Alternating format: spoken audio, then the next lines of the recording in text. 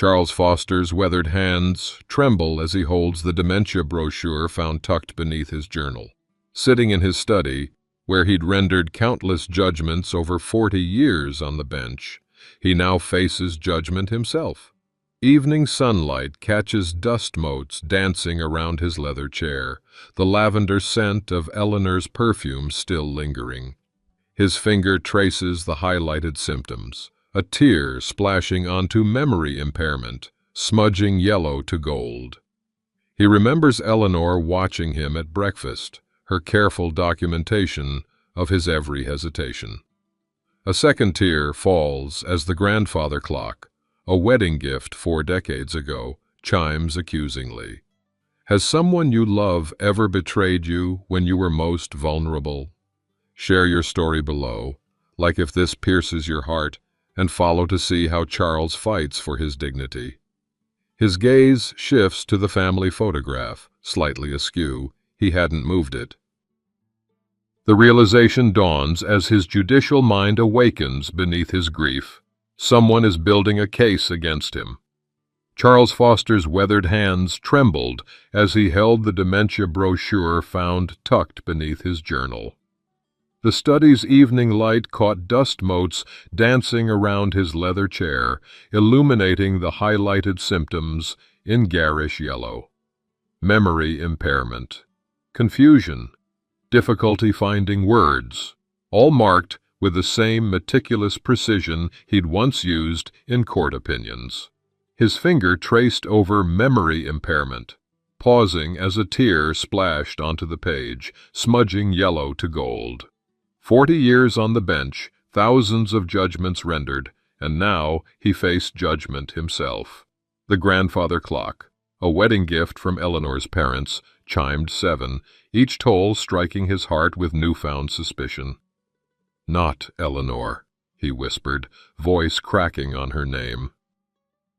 The woman who'd stood beside him through every courthouse victory and defeat couldn't possibly believe he was failing mentally. Yet yesterday at breakfast, she'd watched him searching for his glasses, documenting his frustration with concerned eyes that now seemed calculating rather than caring.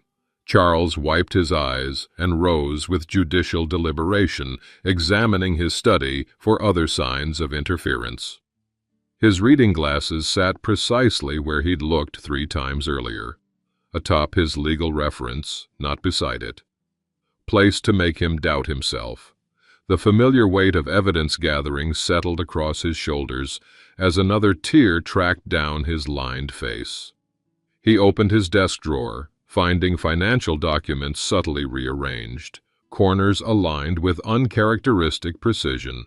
Eleanor had asked about their retirement accounts last week, voice overly concerned when he'd mentioned transferring funds.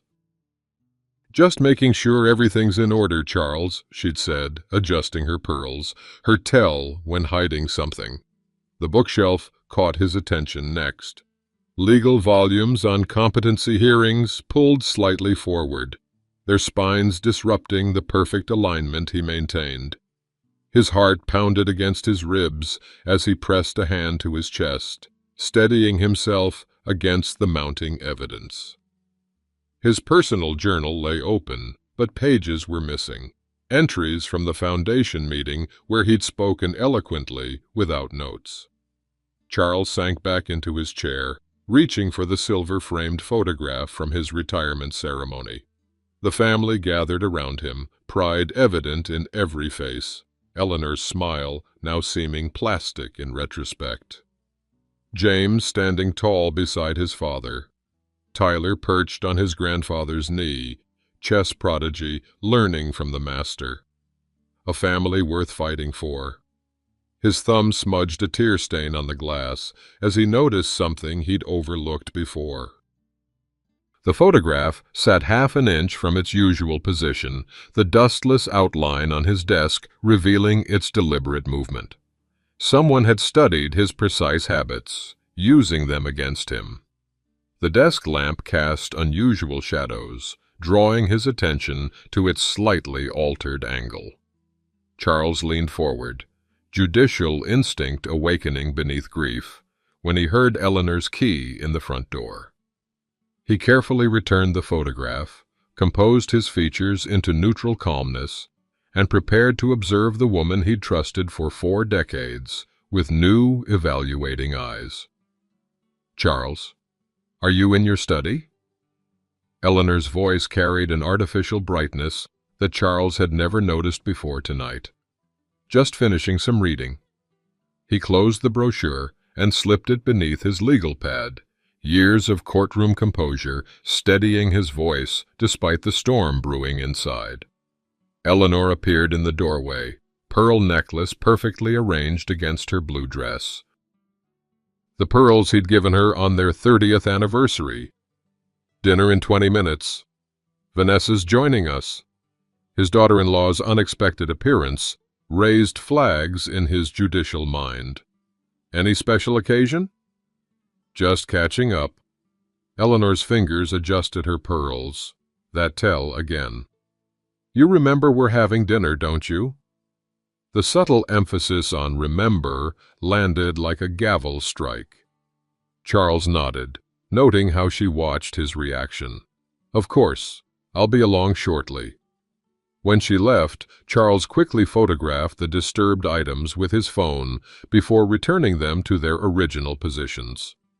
Evidence secured, he made his way to the dining room, calculating his approach like a cross-examination. The formal dining table gleamed under chandelier light, set for 3 instead of their usual 4. "James couldn't make it?" he asked casually, pulling out his chair. "Working late again," Vanessa replied, eyes flicking to Eleanor briefly. "You know how it is with the Henderson case." Charles did know. His son had mentioned nothing about the Henderson case during their Sunday call. Another inconsistency to catalog. Throughout dinner, he maintained pleasant conversation while documenting every silent exchange between the women. When he mentioned next week's foundation speech, Eleanor's hand moved to her pearls as Vanessa studied her wineglass with sudden interest. "I've been reviewing my notes," Charles said, watching them carefully. "Thought I might discuss the legacy fund investments." "Oh, Charles," Eleanor's voice softened condescendingly. "You don't need to worry about those details anymore. The board understands." "Understands what?" The implication hung in the air like courthouse dust. "I dropped my napkin," he said, bending to retrieve it while glimpsing Eleanor's phone screen beneath the table. "Documentation ready for Dr. Mills," visible before she quickly darkened the display. After dinner, Charles deliberately left his reading glasses on the dining table, excusing himself to make a phone call. He doubled back silently, courtroom shoes making no sound on the carpeted hallway. Through the partially open door, he watched Eleanor photograph his glasses beside his planner, whispering to Vanessa, "Another example for the file." A cold certainty replaced his earlier disbelief. This wasn't paranoia. This was evidence of a coordinated effort.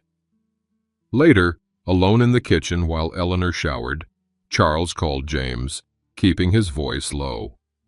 "Son, do you have a minute to talk about something important?" "Dad, I'm swamped with work." James sounded distracted, uncomfortable. "Can it wait?" "The Henderson case keeping you busy?" A telling pause. "Yeah, exactly. Listen, I need to go. We'll catch up soon." The line went dead. Charles set the phone down, a single tear tracking down his cheek. Even James, his own son, appeared to be part of whatever was happening. He made his way to the family room while Eleanor's shower provided cover. The photo album lay exactly where it always did, but opening it revealed the systematic erasure of his competence. Recent family gatherings with him speaking at podiums, receiving awards, playing strategic chess with Tyler, all removed. His finger traced the empty plastic sleeve where their Christmas photo had been. In it, He'd been explaining a complex legal principle to a captivated Tyler, while the adults exchanged gifts. Charles closed the album as the shower stopped upstairs. The evidence was mounting, but to what end? What could possibly motivate Eleanor and Vanessa to... His thoughts froze as he discovered an envelope hidden behind the family photos on the mantel. Inside, a consultation receipt from Bradford and Associates, specialists in guardianship proceedings, dated 3 weeks earlier. "Oh, Eleanor," he whispered, the betrayal crystallizing into something far worse than he had imagined. "What are you planning to do to me?" Thunder rolled across the evening sky as Charles slipped the guardianship consultation receipt into his pocket. The lights flickered once, twice, then plunged the house into darkness as the storm knocked out power to their neighborhood. "Charles?" Eleanor called from upstairs. "Do we have flashlights?" "I'll find them," he answered, voice steady despite his racing heart. This power outage provided perfect cover for what he needed to do. He moved through the darkness with practiced confidence, his hand finding the drawer where they kept emergency supplies. The beam of his flashlight cut through the shadows as he returned to his study, ostensibly searching for candles, but with a different purpose entirely. "Need any help?" Eleanor appeared in the doorway, her own flashlight casting elongated shadows across the room. "I've got everything under control." The irony of his words wasn't lost on him. "Just getting candles for the dining room." "Don't strain yourself in the dark," she cautioned, her concern sounding genuine to anyone who hadn't seen the evidence he'd gathered. "I can manage this." "I'm perfectly capable of finding candles, Eleanor." A hint of edge crept into his voice before he controlled it. "You finish getting dressed." Alone again, Charles conducted a methodical sweep of his study. The flashlight beam moved slowly across his bookshelves, desk, and reading corner, searching for anything out of place. As he adjusted the desk lamp to check behind it, the beam caught an unexpected reflection, something small and metallic where nothing should be. Charles froze, the flashlight hovering on the tiny glass lens concealed within the lamp's adjustment mechanism. His breath caught as decades of courtroom evidence evaluation instantly processed what he was seeing. A camera positioned to record everything at his desk.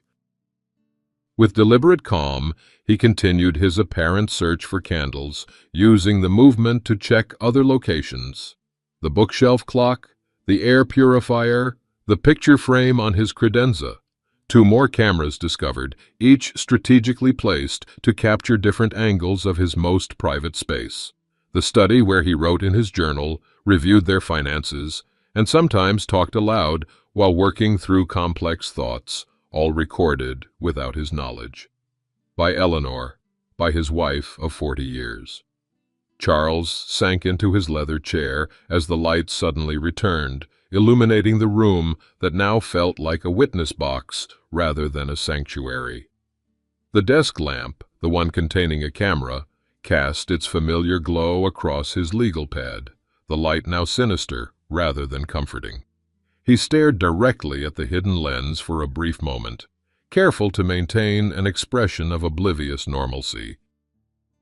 A single tear tracked down his lined face as the full scope of the betrayal crystallized. "Et tu, Eleanor," he whispered, the Latin phrase he'd sometimes used in court when a witness revealed unexpected treachery. Footsteps approached his study. Charles quickly opened a random book, composing his features into casual concentration as Eleanor appeared in the doorway. "Power's back," she announced unnecessarily. "Did you find those candles?" "Yes, they're right here." He indicated the candles he'd gathered as pretense. "Just catching up on some reading while I was at it." Eleanor's eyes scanned the room, checking her surveillance setup, he now realized, before settling on him with practiced concern. Don't strain your eyes in this light, dear. Why don't you come watch that documentary we recorded? The one about memory exercises? Memory exercises. Another piece of the puzzle falling into place. I'll be there shortly, Charles promised, his judicial mask firmly in place despite the turmoil beneath. As Eleanor left, he glanced at the camera hidden in his desk lamp, understanding with sudden clarity that this wasn't just about documenting supposed cognitive decline. The cameras were positioned to capture his financial records, his journal entries, his private conversations. This isn't about my mind, he realized, the betrayal deepening beyond personal hurt to calculated exploitation. This is about my money. The grandfather clock in the hallway struck 9, each chime marking the death of trust in a marriage he'd believed would last until death. But as the final toll faded, something else stirred in Charles Foster. The awakening of the formidable legal mind that had made him a respected judge for 4 decades. They had chosen the wrong man to victimize, and they would soon discover exactly what that meant. Charles rose before dawn, moving silently through the house while Eleanor slept. Years of early morning court preparation served him well as he conducted a systematic sweep of their home, flashlight beam, methodically searching each room with judicial thoroughness. The bedroom, a camera disguised as a charging station. The kitchen, another hidden in the digital picture frame. The living room, 3 different angles covered by devices in the entertainment center, bookshelf, and table lamp. Even the sunroom where he sometimes napped held a tiny lens in the clock radio. 8 cameras in total. A comprehensive surveillance network documenting his every move, his every potential misstep or moment of forgetfulness. Charles mapped each location in a small notebook, the same one he'd once used to record witness inconsistencies during complex trials. His hand remained steady now, anger replacing shock, as he documented this invasion with the precision that had made him formidable in court. At breakfast, he maintained perfect normalcy, discussing the weather and newspaper headlines, while noting how Eleanor watched him handle his coffee cup, her eyes tracking each movement, as if cataloging evidence. "I'm meeting Sarah for lunch," Eleanor mentioned casually, adjusting her pearls. Just some garden club planning.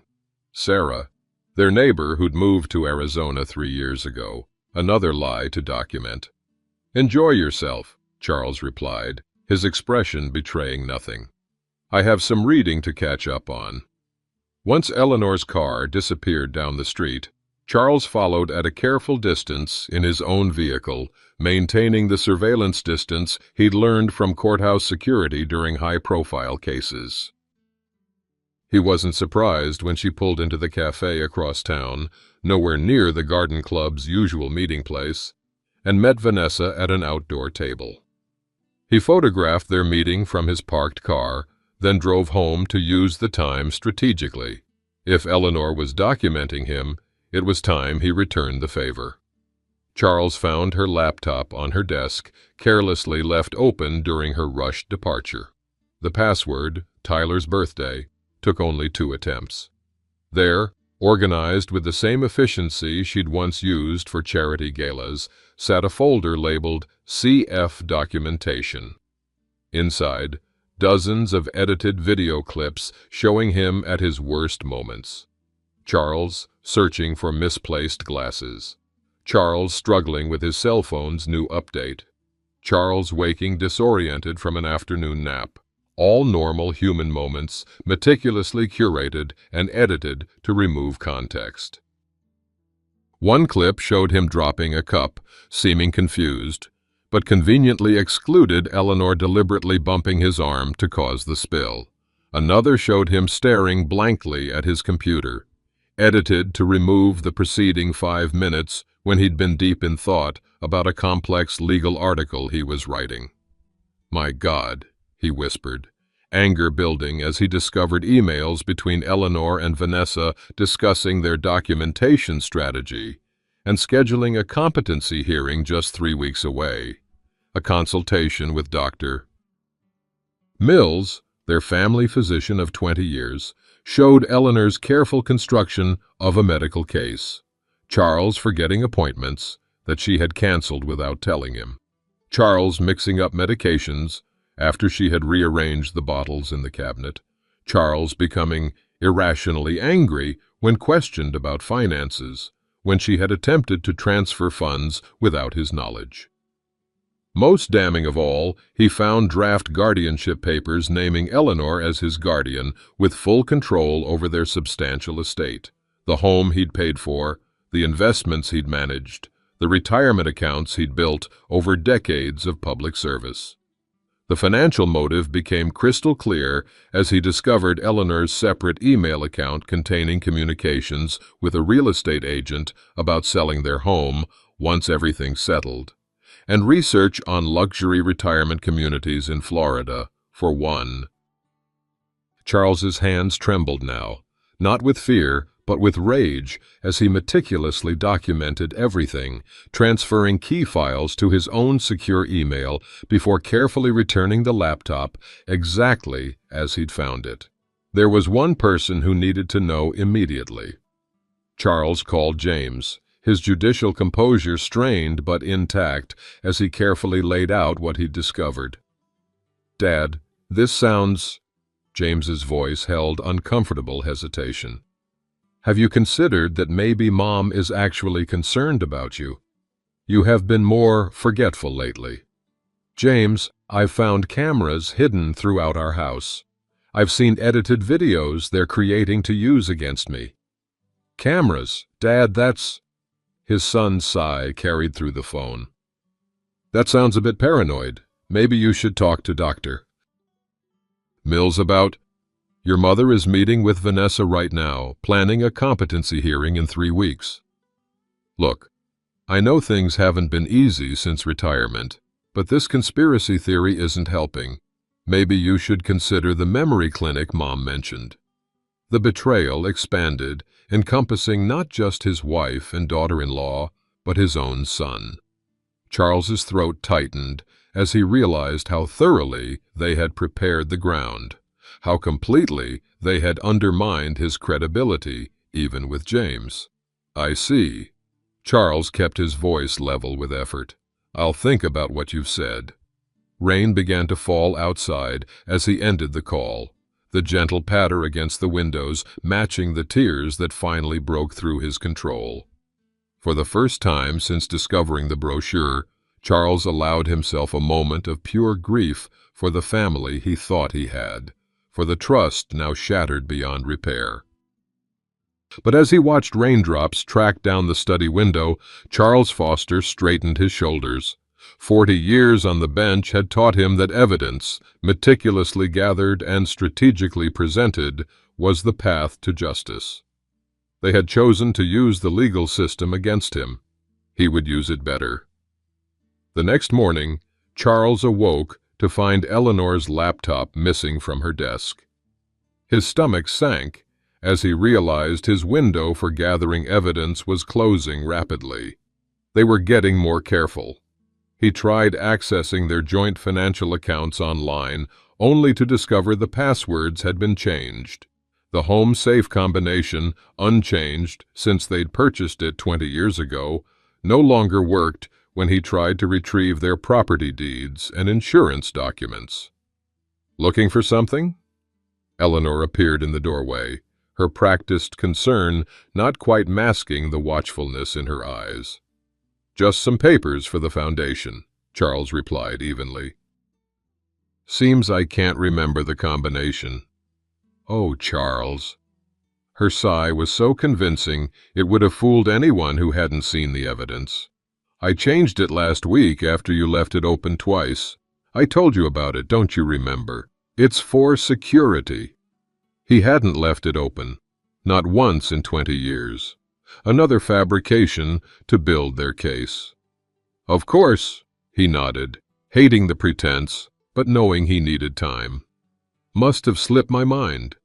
Dr. Mills has an opening this afternoon, Eleanor mentioned casually.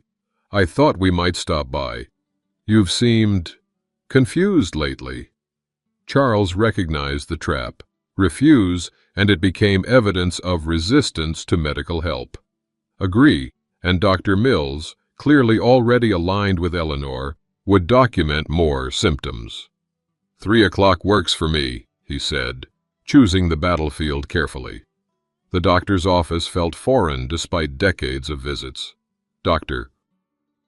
Mills greeted Eleanor warmly before turning to Charles with clinical assessment barely disguised as friendliness.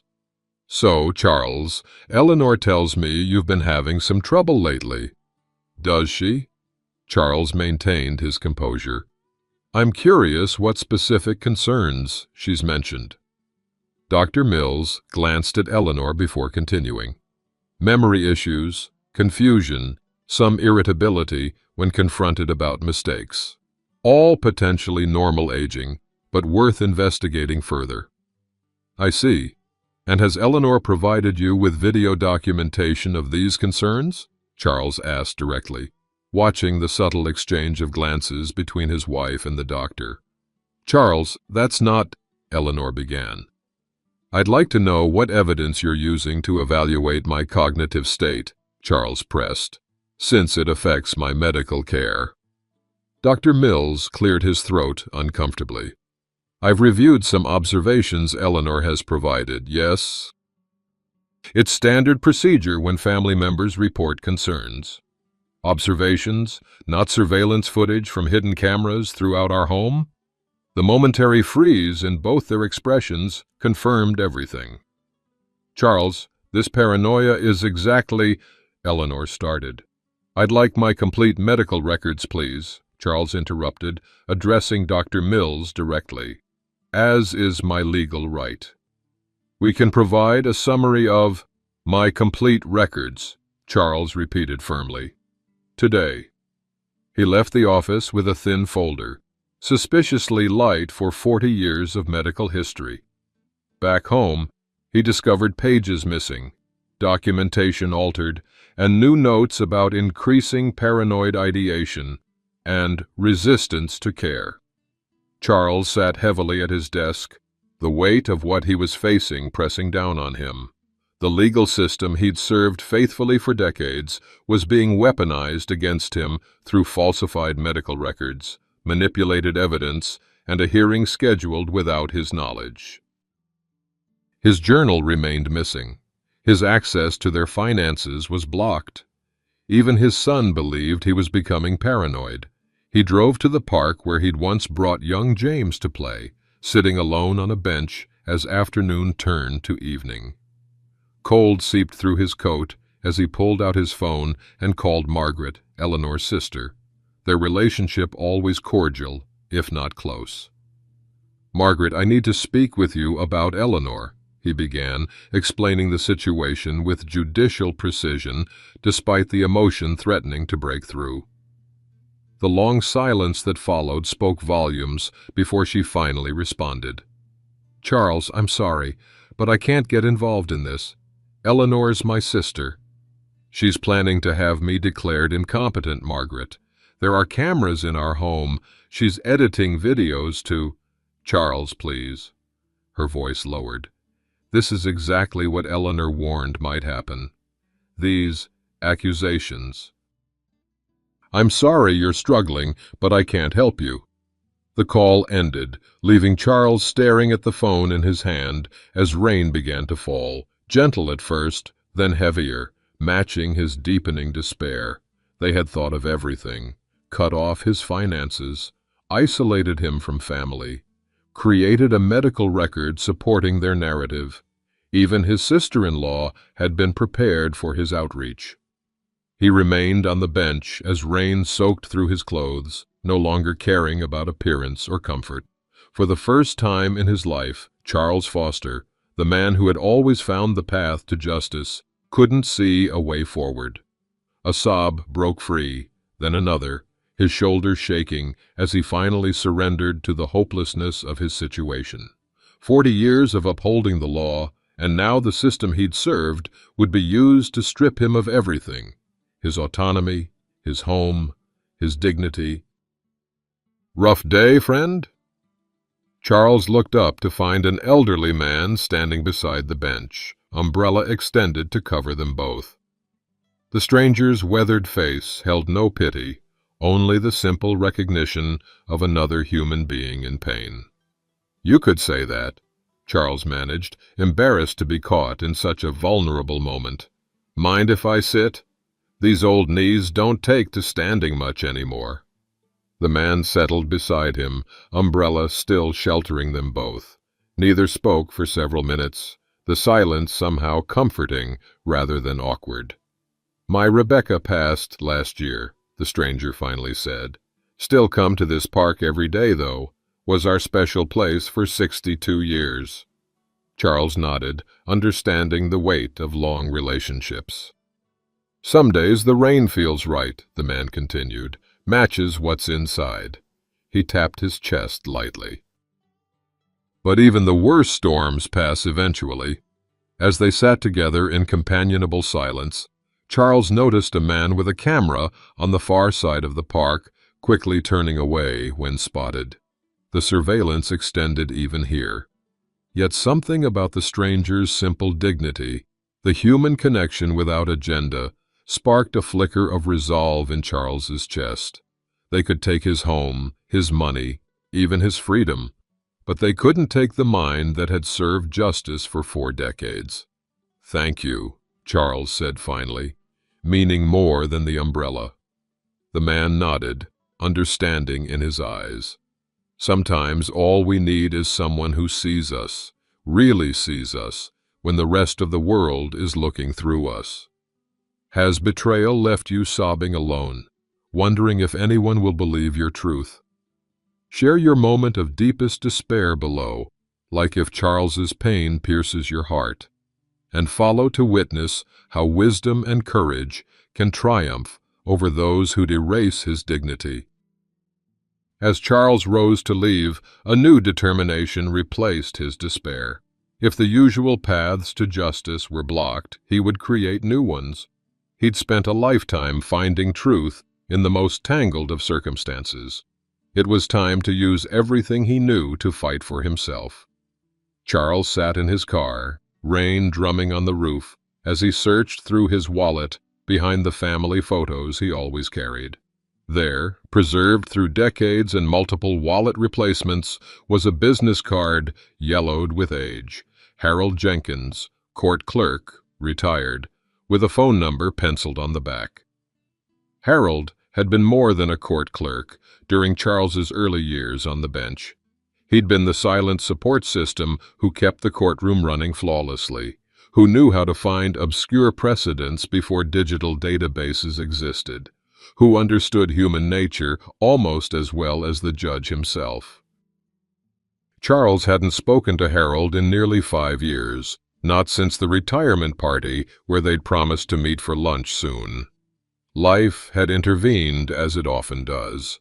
But if there was one person who might believe him without question, it would be Harold.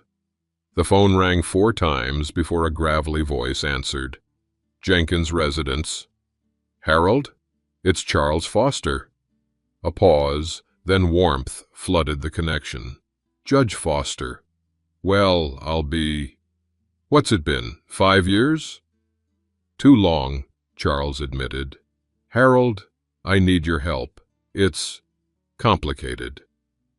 Something in his tone must have conveyed the gravity of the situation, because Harold's response came without hesitation. "My address hasn't changed. Come now if you can." 40 minutes later, Charles sat in Harold's modest living room, surrounded by photographs of courthouse days and legal texts that had followed the clerk into retirement. The familiar environment, so different from his invaded home, allowed his judicial composure to crack slightly as he explained the situation, voice occasionally breaking despite his best efforts. "Cameras in your home?" Harold shook his head, disgust evident. "And they're building a case for a competency hearing without your knowledge?" 3 weeks from now, Charles confirmed. They've already consulted with a guardianship attorney. Eleanor would control everything: the house, investments, my pension. And your son believes their version? Charles nodded, the pain of that particular betrayal still fresh. They've been working on him for months, apparently, selective reporting of incidents they've largely manufactured. Harold listened without interruption, his expression growing increasingly troubled. When Charles finished, there was no hesitation, no skepticism, no request for proof. I watched you evaluate evidence for 23 years, Judge. If you say this is happening, then it's happening. Harold leaned forward, determination in his eyes. So what's our counter-strategy? For the first time in days, Charles felt the weight on his chest lighten slightly. Being believed, without question, without having to prove his sanity, was a gift he hadn't realized how desperately he needed.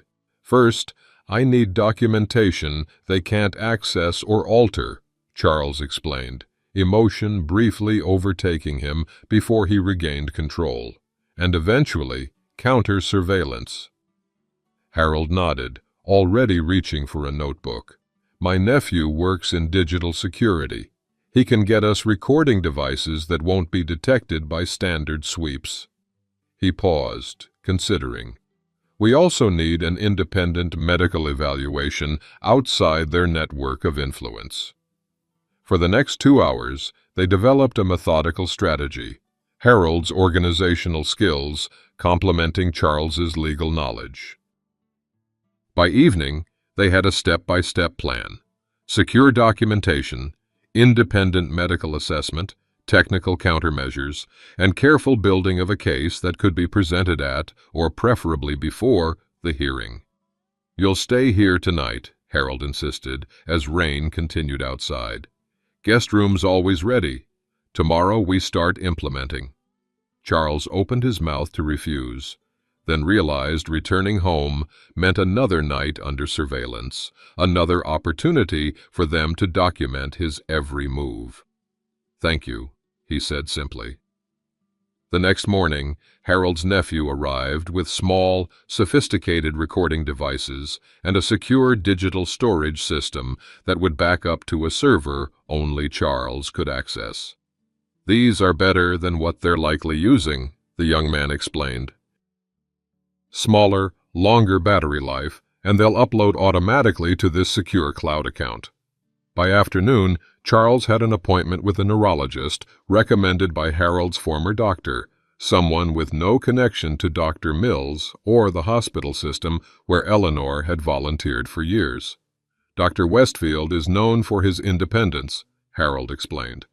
More importantly, he's testified in competency cases before and knows exactly what documentation you'll need. 2 days later, Charles had comprehensive neurological testing results confirming his cognitive health, legal documentation of his medical records request, and technical resources to begin gathering evidence of the conspiracy against him. As he sat reviewing their progress in Harold's dining room, his phone rang, a number he didn't recognize. Charles Foster speaking. Charles, it's Margaret. Eleanor's sister's voice was hushed, tense. Can you meet me tomorrow? Somewhere private? I need to talk to you. His grip tightened on the phone. You were quite clear about not wanting to be involved, Margaret. Things have changed. Please, Charles. The cafe on Oakmont Street, 2 p.m. tomorrow. Come alone. The line went dead before he could respond. Could be a trap, Harold suggested when Charles related the conversation. They might be trying to document more paranoid behavior. Or she knows something, Charles countered. Either way, I need to find out. The following afternoon, Charles arrived at the cafe 15 minutes early, selecting a corner table with a view of both entrances. He'd prepared for this meeting with the same thoroughness he once gave pretrial conferences, anticipating every possible scenario. Margaret entered precisely at 2, looking older than when he'd last seen her at Christmas, her arthritic hands clutching her purse tightly as she scanned the room. When she spotted him, something like guilt flashed across her face. "Thank you for coming," she said, sliding into the seat across from him. "Why am I here, Margaret?" She stared at her hands for a long moment before reaching into her purse and withdrawing a manila envelope, sliding it across the table with fingers that trembled slightly. "Eleanor told me everything at Christmas," she whispered, eyes darting to ensure no one was listening. "I didn't think she'd do it again. Not to you." "Again?" Charles repeated, his hand freezing above the envelope. Margaret's eyes met his, decades of family history reflected in her gaze. "She did this before, Charles, to our mother, 5 years before she died." Her voice dropped even lower. It was about control and money. Always money with Eleanor. Charles opened the envelope with steady hands, judicial control masking the turmoil beneath. Inside were documents from 10 years earlier, legal papers, correspondence, medical records, telling the story of an elderly woman gradually stripped of autonomy by a daughter who claimed to be protecting her. "Mother changed her will afterward," Margaret continued. "Eleanor never forgave her, or me, for helping reverse the guardianship. She swore it was for Mother's own good, that she was confused and being taken advantage of." Margaret's bitter laugh held no humor. The only one taking advantage was Eleanor. "Why are you showing me this now?" Charles asked, though he already suspected the answer. "She called me yesterday, asking about Mother's old doctors, whether I still had contact information." Margaret's hands twisted together. "She's following the same playbook, Charles." Exactly the same steps. As they spoke further, Margaret revealed more details. Eleanor's lifelong obsession with financial security, her secret resentment of Charles's control over their substantial assets, her careful research into guardianship laws years before implementing her plan. "I should have warned you," Margaret admitted, guilt heavy in her voice. "But she's my sister, and I convinced myself she wouldn't do it again." When Charles left the cafe an hour later, the envelope secure in his briefcase, he felt a complex mixture of emotions. The betrayal cut deeper, knowing this wasn't a recent development, but a calculated plan, years in the making. Yet the documentation Margaret had provided might be the key to stopping it. Back in Harold's home, Charles methodically organized the new evidence, his judicial mind cataloging how each piece fit into the larger picture. His recorder captured every word as he processed the revelation aloud, tears occasionally breaking through his professional demeanor. "She's done this before, Harold," he explained, voice steady despite the emotion beneath.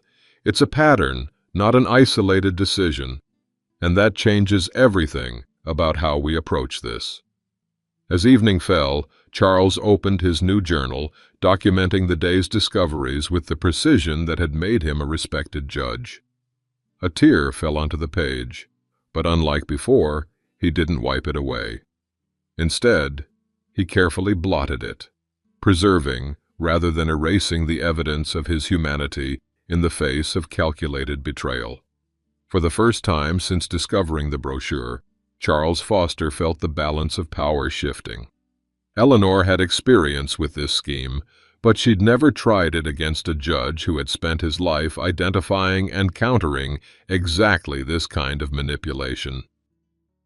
The path forward was becoming clear, and it led directly to the Foundation Gala scheduled next week, where Eleanor and Vanessa expected to see a declining man struggling through a speech, but would instead face the full force of a judicial mind reclaiming its power. Morning sunlight streamed through Harold's guest room window as Charles reviewed their strategy one final time. The Foundation Gala was 3 days away, their best opportunity to expose the truth before the competency hearing scheduled the following week. Every detail had been methodically planned, every piece of evidence organized with judicial precision. "The video comparison will be most effective," Harold noted, gesturing to the split-screen presentation they'd prepared, showing Eleanor's edited clips alongside the unaltered footage Charles had secretly recorded. "Seeing the manipulation side by side is irrefutable." Charles nodded, adjusting his reading glasses. "And Margaret's documentation establishes pattern and intent. The Foundation board members need to see all of it." The doorbell interrupted their discussion. "Expecting someone?" Charles asked, instantly alert. After weeks of betrayal, caution had become second nature. Harold shook his head, moving to the window to peer outside. His expression shifted from wariness to surprise. "It's your son." Charles's heart skipped. James hadn't returned his calls since their last painful conversation. What could have changed? James stood on the porch, tension evident in his posture, a folder clutched in his hand. When Harold opened the door, James asked simply, "Is my father here?" "James." Charles appeared in the hallway, maintaining the careful composure that had carried him through decades on the bench, despite the emotional turmoil beneath. Father and son regarded each other for a long moment, the weight of recent distrust hanging between them. "I found something," James finally said, his voice strained. "On Vanessa's laptop." In Harold's living room, James opened the folder with hands that trembled slightly. "I was looking for our tax documents. Her laptop was open, and I saw—" He pushed the papers toward Charles. "I didn't want to believe it." Charles examined the contents.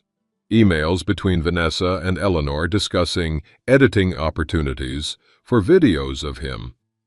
Consultation notes from Bradford and associates outlining asset transfer strategies post-guardianship. A schedule for the hearing Charles hadn't been informed of.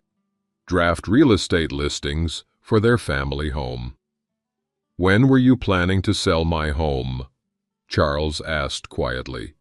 The question directed not at James, but at the betrayal documented before him. "Dad, I swear I didn't know." James's voice cracked, the polished attorney giving way to the son. "They told me you were having episodes, forgetting things, becoming paranoid. When you called about cameras, it seemed to confirm what they'd been saying. And you believed them without question." Charles couldn't keep the hurt from his voice. "I should have known better." James's eyes filled with tears. "You taught me to always examine evidence before reaching conclusions, and I failed to apply that to my own father." He looked up, anguish plain on his face. "I'm so sorry, Dad." The apology hung in the air between them, sincere but insufficient against the breach of trust. Charles had faced countless liars in his courtroom, could recognize authentic remorse when he saw it. His son was telling the truth. He had been manipulated just as surely as Charles had been targeted. "What made you look deeper?" Charles asked finally. "Tyler," James admitted. "He kept asking why he couldn't see you, said Grandma and Mom were acting weird when your name came up." He ran a hand through his hair. "Then last week, he asked why they were making videos of you when you weren't looking. That's when I started paying attention." Charles's throat tightened at the mention of his grandson. "How is Tyler?" "Missing you. Confused." James hesitated. "There's something else you should know. They've been keeping him from you deliberately. Mom's been telling him you're too sick for visits." The pain of this additional cruelty hit Charles with unexpected force. They hadn't just attacked his autonomy and finances. They'd tried to sever his relationship with the person who mattered most to him. "They're erasing me from his life," Charles whispered, the full scope of the betrayal still unfolding. James reached across the table, his hand covering his father's, in a gesture so reminiscent of Charles's own courtroom compassion that it nearly broke his carefully maintained composure. "Not any more," James promised. "Tyler's with my friend David today. He's safe, and he'll be at the gala with us." "With us?" Charles repeated. "If you'll have me," James said, determination replacing guilt in his eyes. "I want to help make this right." The reconciliation wasn't simple or complete. Too much damage had been done for instant healing. But as Charles shared their evidence and strategy, the familiar rhythm of working together on a case began to restore something essential between them. By afternoon, their plan had evolved to include James's legal expertise and access to financial documentation Charles had been unable to obtain. Each new piece strengthened their case, transforming it from one man's desperate defense to a comprehensive exposure of calculated exploitation. As evening approached, Charles stood before the mirror in Harold's guest room, adjusting the tie he would wear to the foundation gala. The face reflected back at him showed the strain of recent weeks, but also something his wife and daughter-in-law had failed to recognize: the unwavering determination of a man who had spent his life in pursuit of justice. Has someone you trusted turned your world upside down? Comment your moment of courage, like if you're standing with Charles in his fight for dignity. Follow for the powerful justice about to unfold. Will his lifetime of integrity triumph against those who tried to silence his voice? "You ready for this?" James asked from the doorway. Charles straightened his shoulders, judge's cufflinks gleaming at his wrists. "I've been ready since the moment I found that brochure." Harold appeared behind James, dressed in his old court clerk's finest. "Transportation's arranged. Everything's in place." As they prepared to leave, Charles's phone rang, the secure line only a few people knew. "Judge Foster," he answered. "It's David," James's friend responded. "We have a situation with Tyler. He's insisting on bringing something to show you tonight, says it's important evidence. His words, not mine." Charles's eyebrows rose. "Did he say what it is?" "Some kind of recording. He's very determined about it." Charles met James's questioning gaze, a spark of hope kindling. "Tell him to bring it. Tell him his evidence will be heard." As they drove toward the foundation gala, Charles felt the weight of approaching confrontation. Eleanor and Vanessa would be expecting to see a declining man struggling through a speech. What they would face instead was the full force of a judicial mind reclaiming its power, supported by the son they had manipulated and evidence they never expected to face. "You once told me," James said quietly as they neared their destination, "that the hardest cases aren't about finding truth, but about having the courage to present it when found." Charles nodded, recognizing his own words from years earlier. Truth and courage. We'll need both tonight. The foundation building came into view, lights blazing in the evening darkness. Inside waited the women who had planned his destruction, unaware that their carefully constructed case was about to collapse beneath the weight of their own deception. Charles Foster straightened his tie one final time, not as a broken man fighting desperately for dignity, but as the judge he had always been, measured, thorough, and ultimately committed to justice, no matter the personal cost.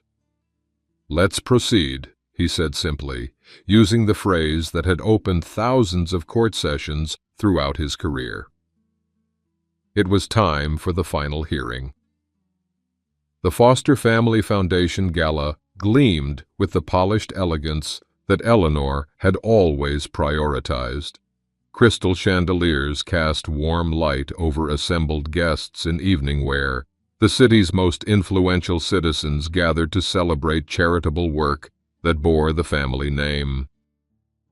Charles paused in the entrance, flanked by James and Harold, his eyes immediately finding Eleanor and Vanessa across the room.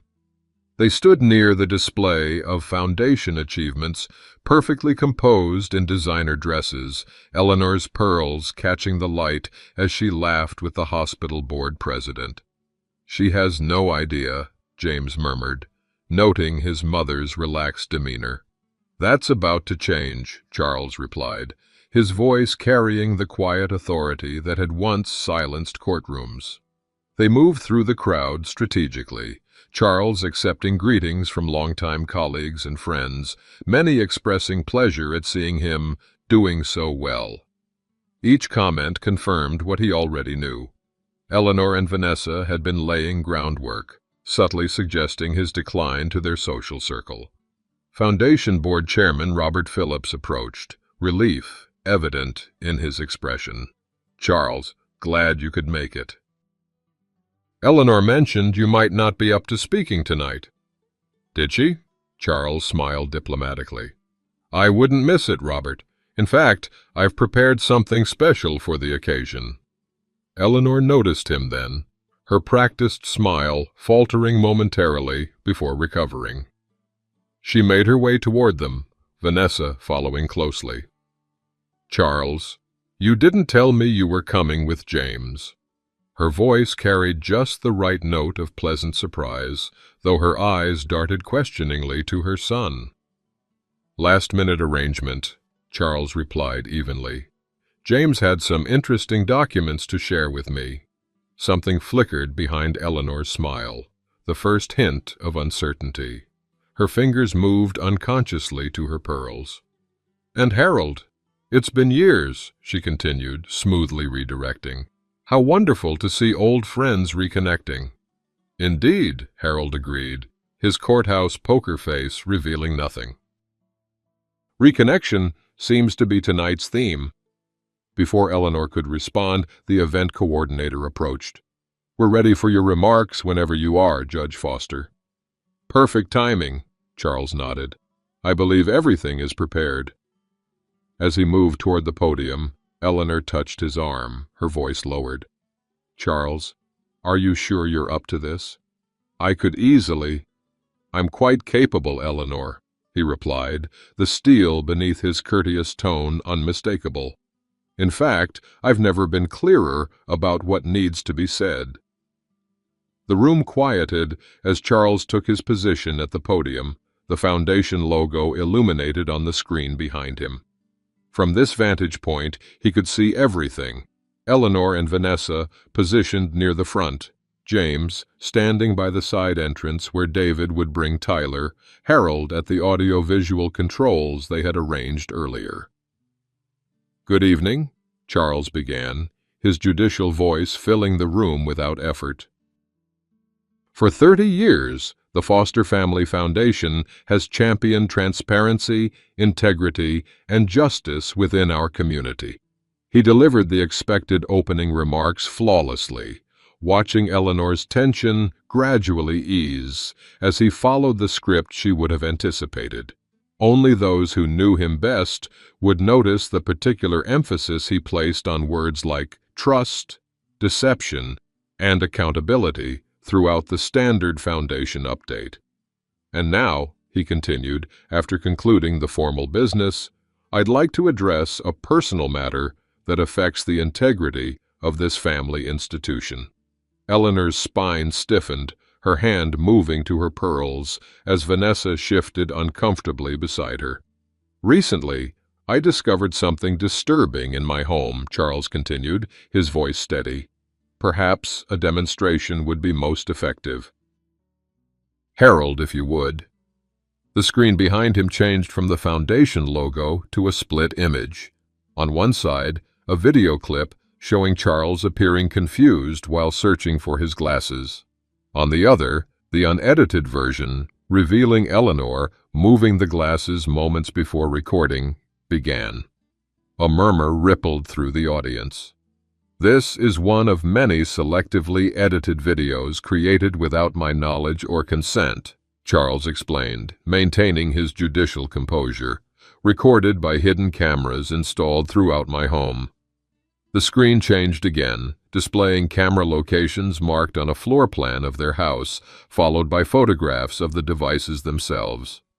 "Charles, this is hardly the venue," Eleanor started, rising from her seat with a forced laugh. "I believe it's exactly the venue, Eleanor," Charles countered calmly. "Since these videos were created for a specific purpose."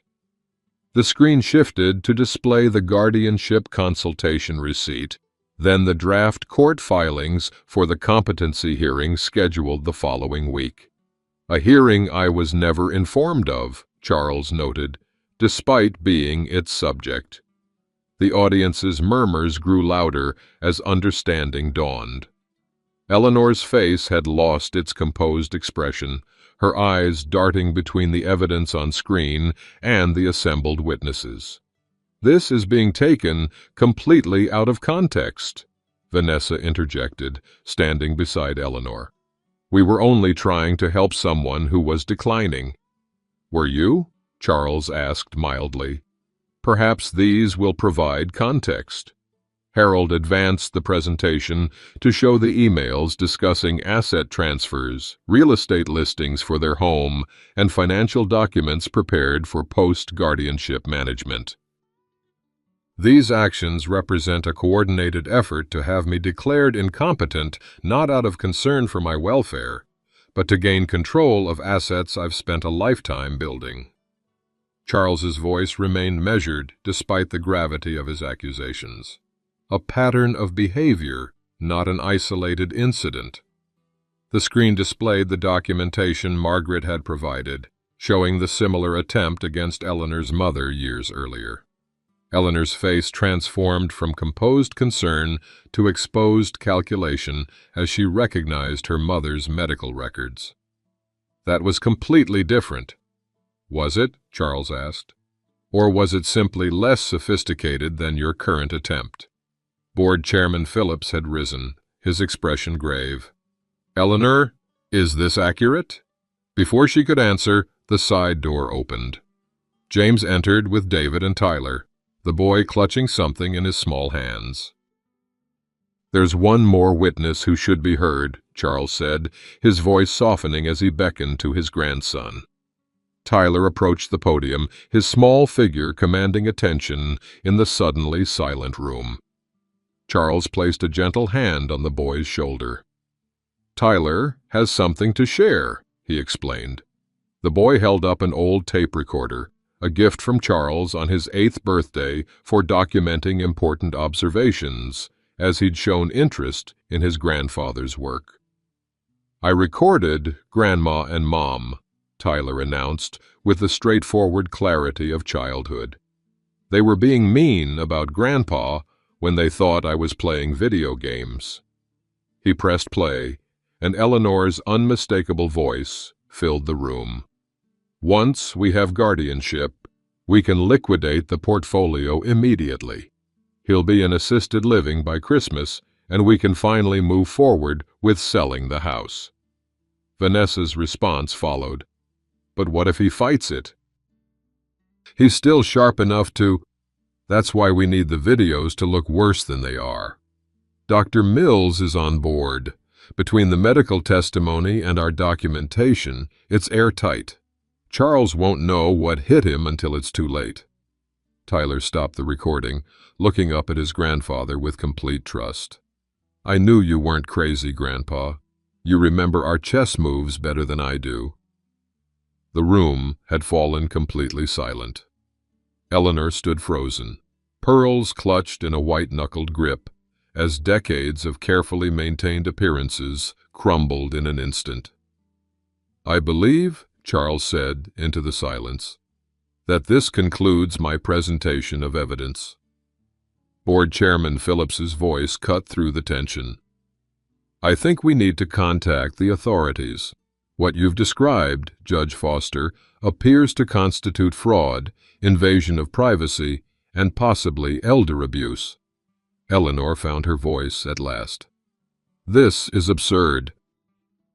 "You can't possibly believe. The evidence speaks for itself," Phillips interrupted, His expression hardened. And frankly, having known Charles for 30 years, I find it far easier to believe this documentation than to believe he's suddenly incompetent. As Foundation board members surrounded Eleanor and Vanessa to ensure they remained until authorities arrived, Charles stepped away from the podium. The tears he'd controlled throughout his presentation finally broke free. Not tears of hurt or anger, but of vindication as Tyler wrapped small arms around his waist. "Did I help, Grandpa?" the boy asked. Charles knelt to meet his grandson's eyes, voice thick with emotion. "You did more than help, Tyler. You showed everyone what it means to recognize truth even when adults try to hide it." James joined them, placing a hand on his son's shoulder with evident pride. "You were right all along, Tyler. And you were brave enough to do something about it." As they stood together, 3 generations united by truth rather than divided by deception, Charles felt the full weight of the past weeks lifting. The road ahead would hold legal proceedings, divorce filings, and reconstruction of damaged relationships. But the immediate danger had passed. Eleanor and Vanessa had sought to erase him, to reduce a lifetime of careful judgment to a medical footnote. Instead, they had received the one thing Charles Foster had always delivered from the bench: justice, methodically pursued and publicly rendered. And in Tyler's clear-eyed understanding of right and wrong, Charles saw his most important legacy continuing, unbroken by those who had tried to sever it. 3 weeks after the Foundation Gala, Charles sat across from his attorney in the firm's downtown office, reviewing the final divorce settlement. Sunlight streamed through wide windows, illuminating documents that represented the formal conclusion to 40 years of marriage. "Eleanor's legal team has accepted all terms," Diana Chen explained, tapping the signature page. "Full financial separation, equitable division of assets, but you retain the home and your complete retirement accounts. The evidence was simply too overwhelming for them to contest." Charles nodded, feeling a complex mixture of satisfaction and sadness as he signed his name. The rightness of this outcome didn't diminish the grief of necessity. And the restraining order? Granted for 3 years, renewable if needed. Neither Eleanor nor Vanessa can contact you directly. Diana shuffled to another document. Vanessa's situation is more complicated. The unauthorized surveillance and video manipulation have resulted in professional consequences. The marketing firm terminated her contract when the story broke. And James's custody petition? Proceeding favorably. The recording Tyler provided, along with the documented intent to separate him from you, creates a compelling case for James as primary custodian. Diana smiled slightly. The judge was particularly moved by Tyler's statement about wanting to learn chess from his grandfather without interference. Charles felt a tightness in his throat at the mention of his grandson's loyalty. When will that be finalized? Within the month, barring unexpected developments. In the meantime, the temporary arrangement stands. Tyler stays with James, with generous visitation for Vanessa under supervision. Outside the law office, Harold waited in the lobby, his steadfast support continuing through each step of the legal aftermath. "All settled?" he asked as Charles emerged. "As much as legal proceedings ever settle anything," Charles replied, straightening his tie, a habitual gesture from decades in courtrooms. "It feels strange, signing the end of 40 years in triplicate." Harold nodded, understanding in his eyes. Some betrayals can't be undone, only survived.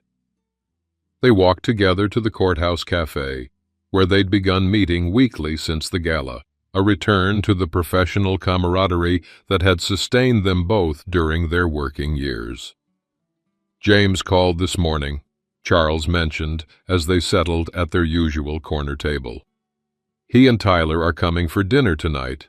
Apparently, Tyler has been working on a new chess opening he wants to show me. The boy has his grandfather's mind, Harold observed, sharp and strategic. And his heart, I hope, Charles added softly, the ability to recognize truth even when it's uncomfortable. Later that afternoon, Charles returned to the home that had nearly been taken from him. The place felt different now, emptier without Eleanor's possessions, yet somehow more peaceful. He had removed the last surveillance device himself, a symbolic reclaiming of privacy after such profound violation. He moved through each room methodically, a habit from his judicial days that brought order to emotional chaos. Eleanor's clothing had been packed and delivered to her sister's home, where she was staying temporarily. Family photographs had been redistributed, some removed, others rearranged to reflect new realities rather than perpetuate illusions. In his study, Charles settled into the leather chair that had witnessed both his betrayal and his vindication. The desk before him held new journal entries documenting not evidence of conspiracy, but the rebuilding of life after betrayal, therapy sessions helping process the trauma, new security measures ensuring future safety, plans for upcoming foundation restructuring. The grandfather clock in the hallway chimed 5, its familiar tone no longer accusatory, but simply marking time's passage. Charles had considered replacing it. It had been Eleanor's choice, after all, but decided against erasing every trace of 4 decades together. Some parts of the past could be reclaimed and repurposed rather than rejected entirely. The doorbell announced James and Tyler's arrival. Charles opened the door to find his grandson bouncing with excitement, chess set tucked under one arm. "Grandpa, I figured out how to beat the Sicilian defense."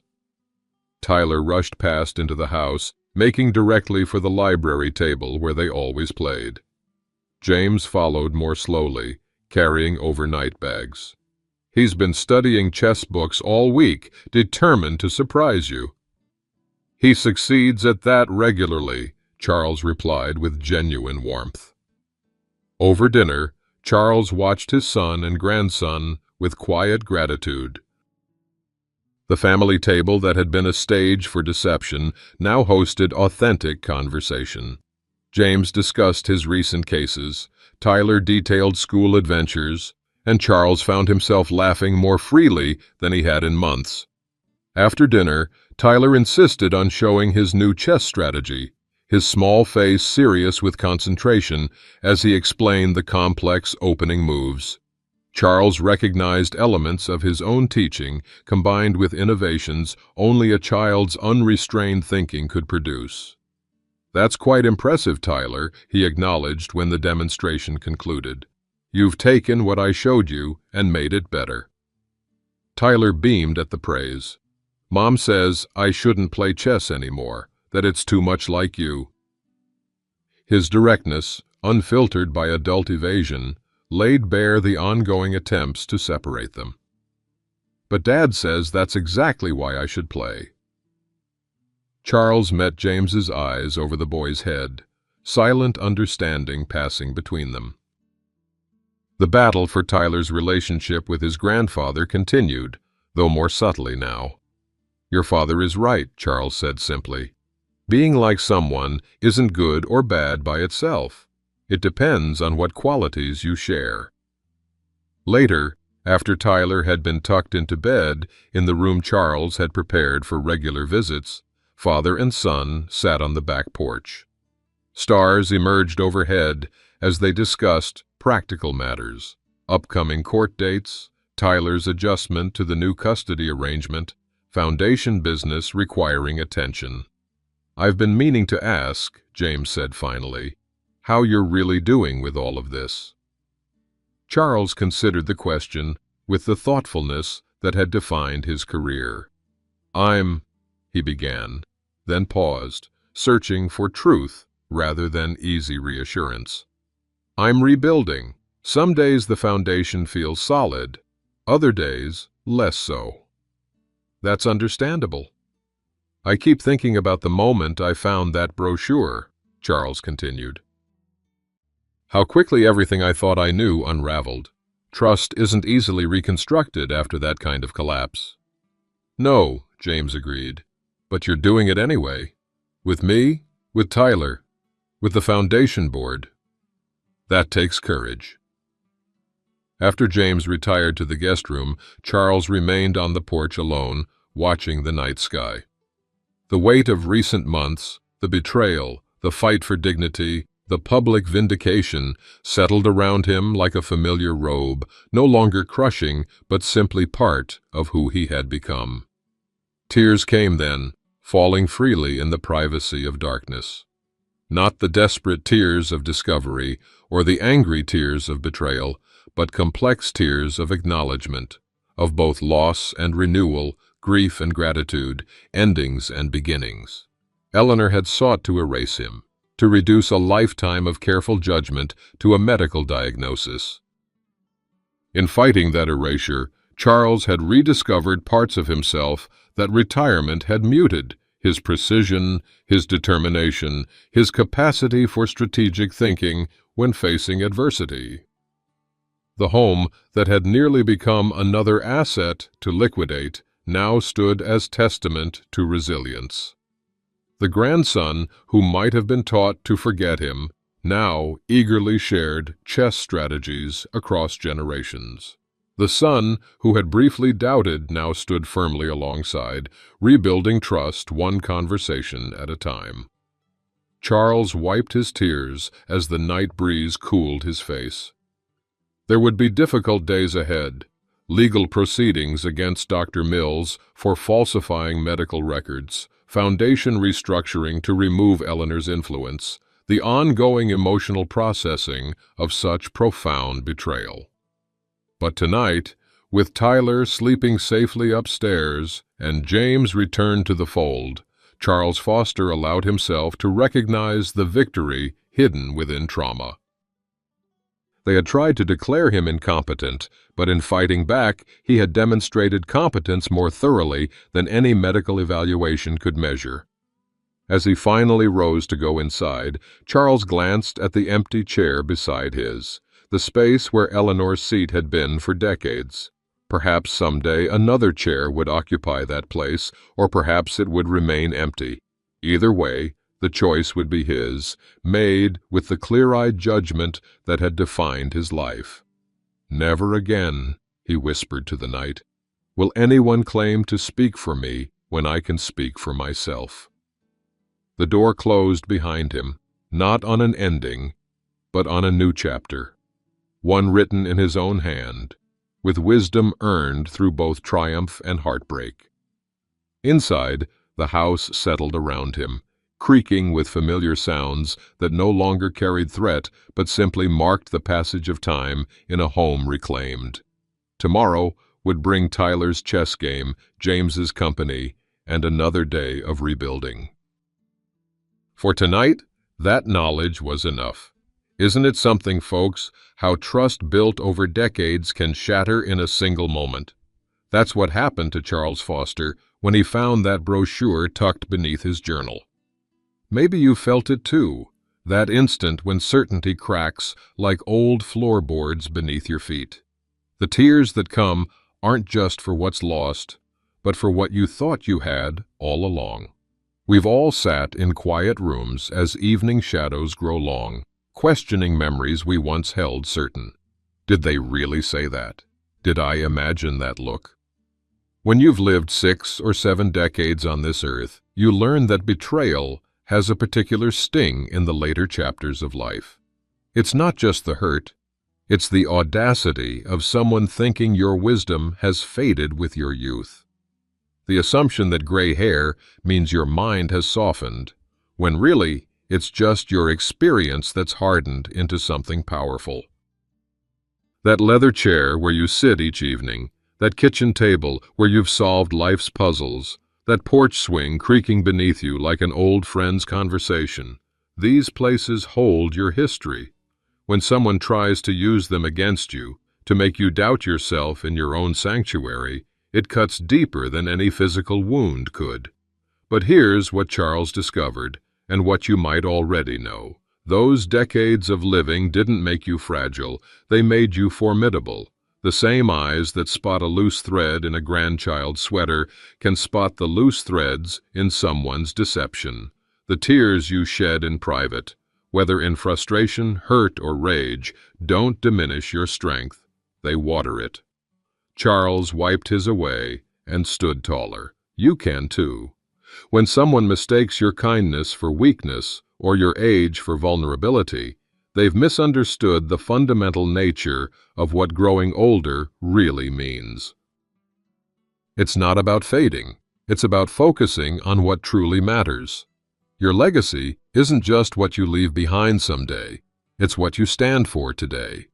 Your wisdom isn't something to be humored, but a lifetime of lessons distilled into insight.